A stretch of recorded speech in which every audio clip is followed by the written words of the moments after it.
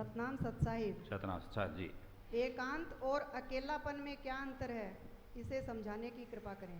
एकांत और अकेलापन, इसको अमूमन सब एक ही मानते हैं, चाहे अकेलापन कहो चाहे एकांत कहो, लेकिन दोनों में अंतर है, तभी तो पूछ रहे हैं। विराजिए। देखो, अकेलापन का मतलब है कोई मजबूरी हो जाए, अकेला रहना पड़ जाए। व्यक्ति बूढ़ा हो गया, संतान है, अपने कार्यों में लग गए, विदेश चले गए, दूर चले गए, सर्विस में है, नौकरी में है, बूढ़ा आदमी है, घर पर पूरे दिन क्या पड़ा रहता है, अकेला। या कोई ये कहता है एकांत में है, नहीं कहता ना।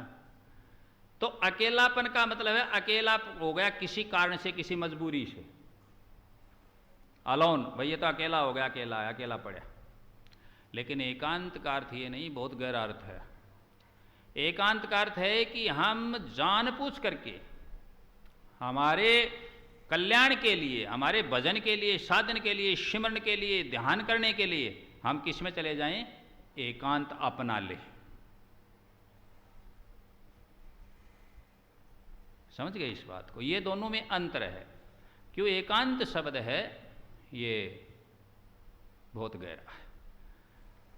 और एकांत में हर व्यक्ति नहीं जा सकता। अकेला तो किसी कारण से कोई रह सकता है, लेकिन एकांत में वही जाएगा जिसकी इच्छा होगी कि मैं इस प्रकार से ये साधन करूं, ये साधना करूं, मैं एकांत में मौन रहूं या एकांत में सिमरण करूं, सत्संग करूं, ध्यान में जाऊं, समाधि में जाऊं, कोई भी अनुष्ठान करूं, कोई जाप करूं, कोई भी काम करूं, और मैं एकांत में अपने को रख करके और फिर मैं इस चीज़ में सफलता पा सकूंगा। क्योंकि जब सब साथ रहेंगे तो ध्यान बटा रहेगा, और हम ध्यान में नहीं जा सकेंगे जहाँ हमें जिस चीज़ को प्राप्त करना है। हमारा ध्यान बट गया, किसी भी कारण से बातों में लग जाएंगे और किसी काम में लग जाएंगे, सबके अलग अलग विचार होते हैं, समान इक्वल नहीं हो सकते, तो हम उसमें चले जाएंगे अलग अलग से। कि अकेलापन है वो मजबूरी के कारण हो जाता है, और कोई इच्छा नहीं होती है, किसी भी परिस्थितियाँ हो सकती हैं किसी भी प्रकार की।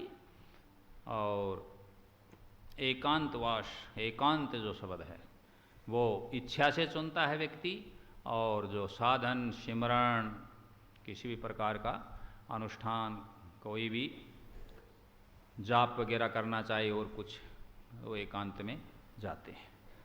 सतनाम सतसाई।